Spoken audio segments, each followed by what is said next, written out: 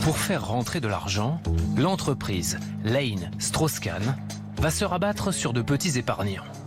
Thierry Lane approche un couple de retraités, Alain et Sylvie Urbach. Sous le charme, les époux Urbach confient aux dirigeants de LSK les économies de toute une vie. Et voilà comment 1 140 000 € passent dans l'escarcelle de LSK. Pendant que Dominique Strauss-Kahn vit dans la soie, eux, ils sont dans la misère et qu'ils ont été obligés d'emprunter pour faire face à leurs dépenses. Ils se sont retrouvés dans le besoin du jour au lendemain.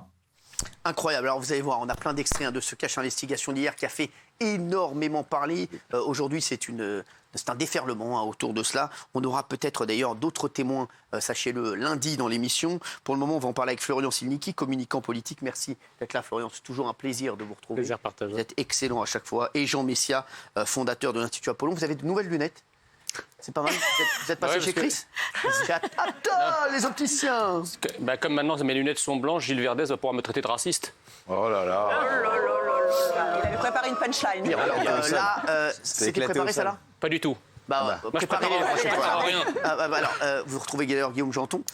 Qui n'a plus ses lunettes blanches, lui, par contre. Ouais, c'est ça. Ah, c'est une battle. C'est vous qui le conseillez? Non, mais il me copie un peu.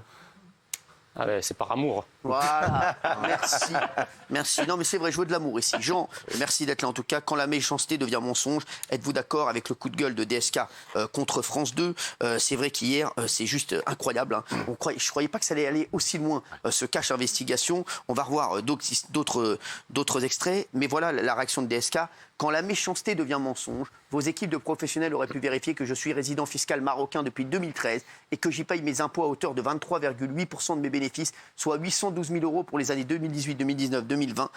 Et la réponse d'Élise Lucet, qui a indiqué que ce tweet de DSK est une espèce d'amalgame. Nous parlons de deux choses différentes et de deux périodes différentes. Nous parlons de l'impôt sur les sociétés de 2013 à 2018. Il parle du fait qu'il est résident fiscal marocain et avance des chiffres sur les années postérieures de 2018 à 2020. Alors, c'est un petit peu technique, mais c'est vrai que on va vous montrer des extraits que vous allez vraiment comprendre comme nous tous, hein, c'est vrai ici. Après les scandales sexuels de DSK qui l'ont éloigné du monde politique, il a décidé de créer sa société de conseil et de conférenciers grâce à son énorme réseau. Regarde. DSK fait comme d'anciens présidents français ou américains, il devient conférencier. Albert. Star des pupitres. Sous les applaudissements, l'homme disserte sur l'économie mondiale. Growth is not that bad. Inflation is low. Even if real estate prices are picking up, which is good. Il distille ses bons conseils. Ma première remarque là-dessus, ça a été de me dire, en fait, il n'y a d'opportunité que dans la crise. Un ex-ministre des Finances, ex-directeur général du FMI et qui plus est ex-présidentiable français, un pédigré très convoité partout sur la planète. Alors, quand la méchanceté devient mensonge, êtes-vous d'accord avec le coup de gueule de DSK contre France 2? S'il vous plaît, vous avez toutes vos petites pancartes. Oui, Guillaume Janton. Moi, j'ai trouvé ce reportage dégueulasse. En fait, sous couvert d'enquête, de pseudo-enquête journalistique, le message, il est très clair. DSK, selon Cache Investigation, il n'a plus le droit de travailler, plus le droit de rien faire de sa vie depuis l'affaire Nafissatou Diallo. Et puis, comme d'habitude, il y a cette haine des riches qui est insupportable. La voix off s'étonne qui voyage en business class pour aller faire des conférences. Bah oui, il va pas y aller en covoiturage. Enfin, c'est insupportable. Tout ça, comme d'habitude, est une enquête à charge avec des méthodes que je trouve plus que douteuses. Ils se foutent de sa gueule, ils l'appellent pour une fausse conférence pour lui demander ses prix. Je trouve ça dégueulasse pour le service public. Alors, Voilà. justement, on a l'extrait, regardez cette fausse conférence, regardez. Nous recevons ce contrat. Pour 45 minutes de discours, il faut débourser 70 000 € hors taxes. Auquel il faut ajouter les billets d'avion en business class sur la compagnie de son choix. 2 nuits en chambre suite, dans un hôtel, là aussi, de son choix. Pour ce prix, M. Strauss-Kahn ne donnera aucune interview. Mais il nous fait l'honneur de participer à notre dîner d'inauguration. Mais ça, il fait... Il fait tout ce qu'il veut. C'est pas le sujet. On peut pas dire. Gérald. Non, en fait, Dominique Strauss-Kahn, il est plus ministre des Finances, il est plus au FMI, il est plus présidentiable, il est plus un homme de gauche. D'ailleurs, l'a-t-il déjà été vraiment? Donc en fait, il fait ce qu'il veut. Alors tout ce qu'il fait, c'est légal, c'est peut-être pas moral. On peut trouver peut-être que c'est pas bien, peut-être que par exemple, il doit peut-être payer ses impôts en France, compte tenu que la France lui a apporté beaucoup, mais en fait, il fait ce qu'il veut. S'il a envie de faire de l'optimisation fiscale au Maroc, il a le droit. Effectivement, on peut le condamner d'un point de vue moral. Et après, là où je ne suis pas tout à fait d'accord avec lui, c'est qu'en fait, on a essayé de le joindre, Élise Lucet a essayé de le joindre, et il a toujours décliné. Donc, à un moment donné aussi, il ne faut pas se plaindre du traitement qu'il a reçu. Il sait que ça va être un truc à charge. Oui, mais il vaut mieux répondre, parce que là, du coup, il y a une ambiguïté. Non, vous ne répondez pas. Et puis, cache investigation, vous n'allez pas répondre à cache avec Jean-Michel. Bien sûr. Non, quoi que tu dises, de toute façon, c'est des émissions, de toute façon, le propos éditorial est déjà fait avant qu'on commence l'enquête. C'est-à-dire qu'on sait que le résultat final, c'est qu'on veut enfoncer DSK. Même si DSK répond, qui se défend, ça va tout ça être engloméré, tout ça englouti dans une masse à charge. C'est sûr. Et ce qui fait DSK, c'est le propre de tous les anciens dirigeants, tous de Clinton à Sarkozy, et que ça, ils font des conférences, ils se font rémunérer des centaines de milliers d'euros.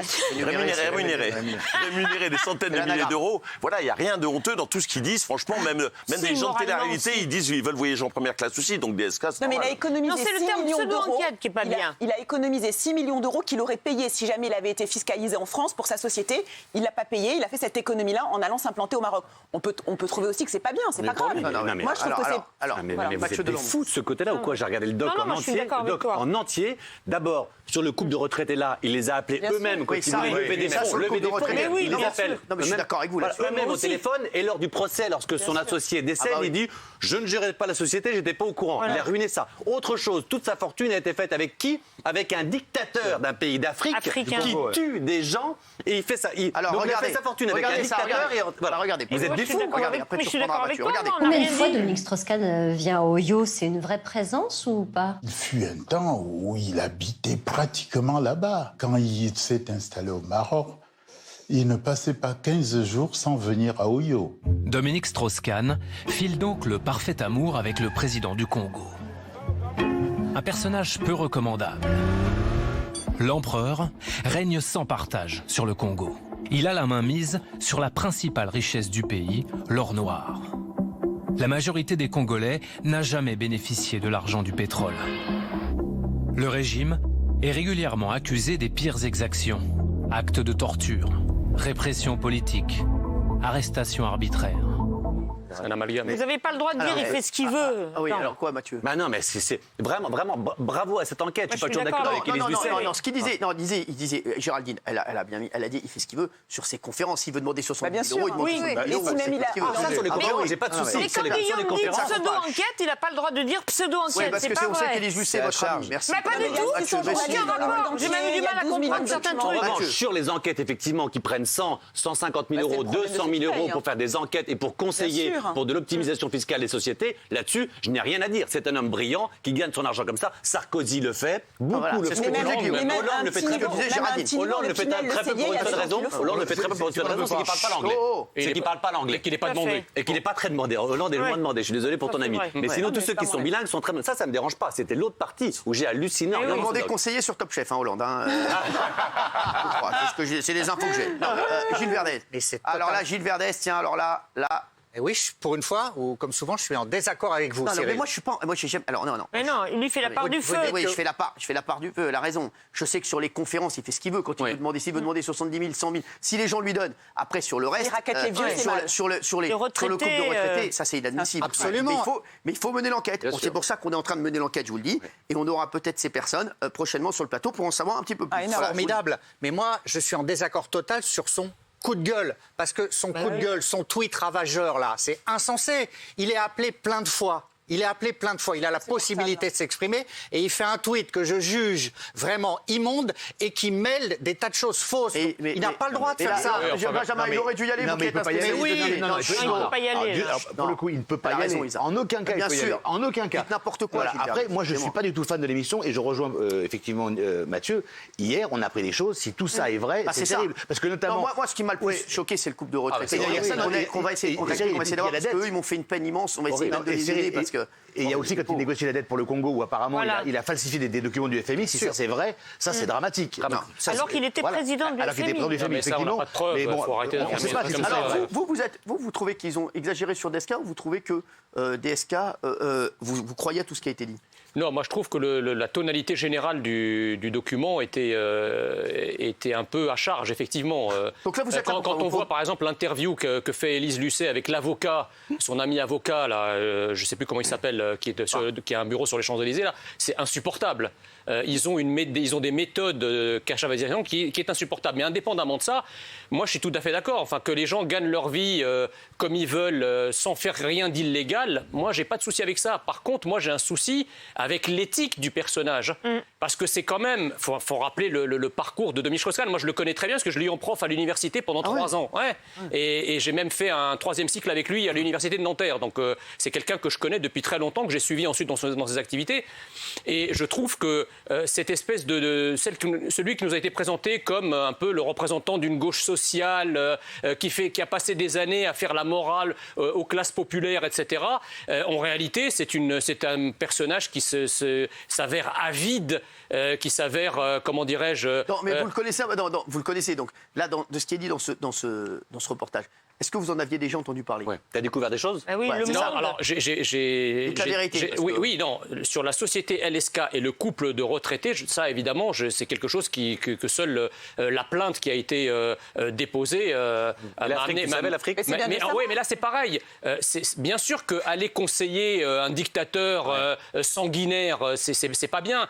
En même temps, le dictateur sanguinaire, il n'est pas là à cause de Strauss-Kahn. Quand Strauss-Kahn va le quitter et va aller voir ailleurs, c'est le problème du Congo et sa dictature resteront. Donc il ne faut pas tout mélanger. Mais moi je crois qu'effectivement le type, si vous voulez, le type qui promeut l'universalisme par l'immigrationnisme et qui va lui s'installer dans des paradis fiscaux, qui veut bien que son peuple historique soit envahi et que lui va s'isoler dans des grandes villas à Marrakech soigneusement gardées par des murailles, ça c'est insupportable. Donc le problème, c'est pas un problème de légalité, encore qu'il y a une enquête en cours à qui il appartiendra de démontrer s'il a commis des choses illégales ou pas. Le problème, c'est un problème de moralité par rapport à ce personnage qui a été directeur du FMI, qui a donc prodigué des conseils à des États pauvres de restructuration de leur dette, qui a été ministre des Finances en France, dont certains d'ailleurs disaient qu'il serait un excellent président de la République française, il ne faut pas l'oublier, en 2012. Les mêmes d'ailleurs qui viennent nous expliquer aujourd'hui que Zemmour serait une catastrophe, allez comprendre. Vous restez sur Zemmour d'ailleurs. Donc voilà, moi c'est avec ça que j'ai un problème. Vous restez sur Zemmour après, si vous voulez. Restez sur Zemmour après. Si vous voulez. Merci. Ça me fait extrêmement plaisir. Voilà, moi aussi. Merci. Florian, c'est Niki. Vous êtes communicant en politique. Est-ce que ça, c'est des choses qu'on savait ou pas du tout? Qu'est-ce que vous avez pensé du reportage? C'était à charge? C'est pas un reportage. C'est une exécution médiatique en règle sur le service public. Il y a plusieurs difficultés à mon sens. D'abord, à ce stade, ce reportage, il ne montre rien qui puisse légalement être reproché à Dominique Strauss-Kahn. La justice, elle a jusque-là été saisie, elle s'est déjà prononcée.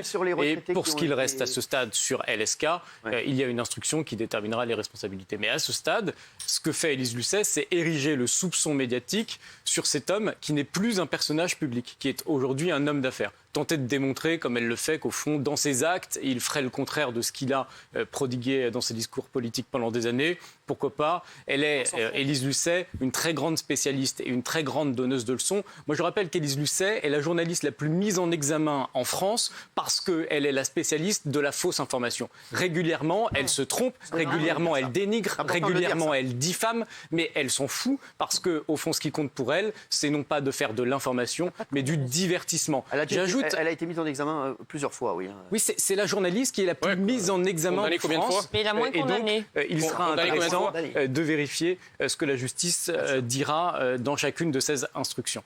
Par ailleurs, au fond, elle est la spécialiste pour dénoncer les gros salaires, etc. Il faudrait donner le sien.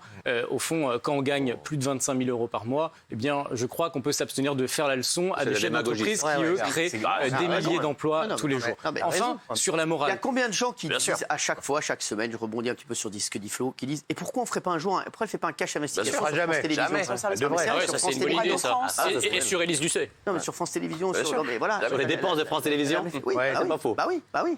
Par ailleurs, il faut ajouter...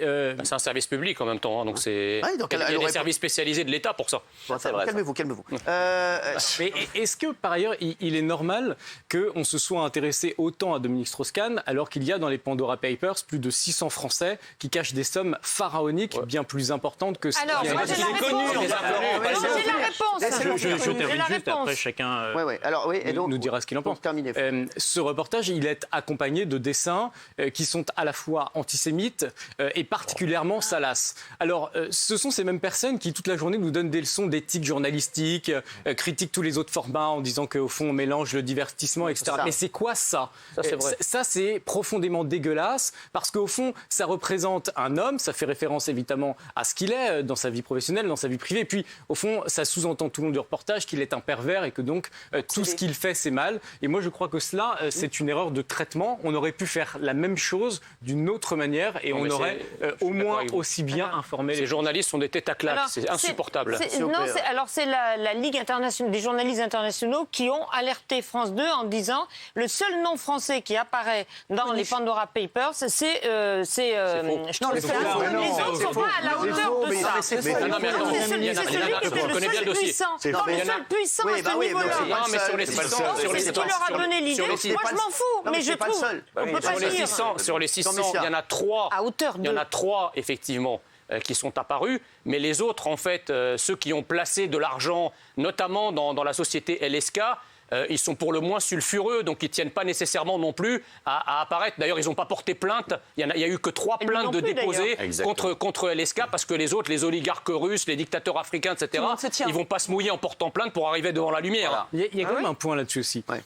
J'entends Dominique Strauss-Kahn, quel salaud, il est allé au Soudan, au Sud-Soudan, quel salaud, il est allé restructurer la dette du Congo. Mais est-ce qu'il est illégal d'aller dans ces pays? Non. Est-ce qu'il est immoral d'aller dans ces pays? C'est une question. Mais moi, j'attire l'attention. C'est une question, non, c'est une réponse. Non, c'est une question, et si tu me laisses terminer, tu sauras pourquoi. Tout simplement parce que, est-ce qu'on reprocherait à un médecin qui soigne les populations locales d'aller là-bas aider ces populations? Il ne s'enrichit pas. De mettre en place un système financier de ces pays. Mais moi, je ne le comprends pas. Mais cher monsieur, la question n'est pas là. La question, c'est une question de cohérence. C'est-à-dire, vous ne pouvez pas prêcher une homélie sociale pendant des années, culpabiliser les Français pendant des années par rapport à l'argent, par rapport en leur demandant de s'universaliser par l'immigration qui enrichit, et en même temps, avoir un comportement exactement inverse, c'est-à-dire pratiquer l'universalisme des paradis fiscaux, c'est-à-dire avoir une cupidité sans limite pour le pognon. C'est pas illégal, je suis d'accord avec vous, mais c'est immoral. Voilà, c'est une question de cohérence. Respecte la règle que tu édictes. Je pensais qu'il était omnibulé par les étrangers, mais en fait non, il y a aussi l'argent. Et donc tu es jaloux, tu es frustré. Pas du tout, pas du tout. Non, pas du tout. Non, pas du tout. Que tu as le droit d'avoir cet avis, mais ça n'est pas une information. Moi, tu sais, j'ai aucun problème avec l'argent, et mon but, c'est pas que tout le monde se paupérise pour être de gauche. Moi, je veux que tout le monde gagne du pognon pour que tout le monde soit heureux. Moi, j'ai pas de problème avec ça. Par contre, j'ai un problème avec l'incohérence. Voilà, avec l'incohérence. Non, mais je sais. Les nouvelles lunettes et tout, c'est des frais, tout ça. Voilà, c'est ça. Je t'enverrai la facture. C'est les chin-chin d'Aflelou, c'est les deuxièmes gratuites, ça là. Oui, monsieur. Oui. Après, non mais, pardon, vas-y. Jean, en fait, la finesse là, de ton analyse, c'est pas du tout ce qu'il y a dans le reportage. Le reportage, c'est un reportage à charge qui dit quoi? Qui dit DSK est un pervers, qui fait des raccourcis et des amalgames dégueulasses. Quand il dit qu'il va au Congo conseiller un homme, un dictateur, dans un pays dans lequel on pratique la torture, il y a un raccourci qui est dégueulasse. Mais DSK la torture, ça n'a rien à voir. Qu'est-ce que tu crois que les conseillers du FMI ils font tous les jours? Je trouve le FMI, il a 190 membres. Il y a aucune finesse dans le traitement. Je trouve que les caricatures n'ont pas leur place dans ce genre de reportage. La voix off, on dirait une voix off de bêtisier. Ils font des parodies. Enfin, ça part dans tous les sens. C'est pas digne du service public en d'accord sur la forme.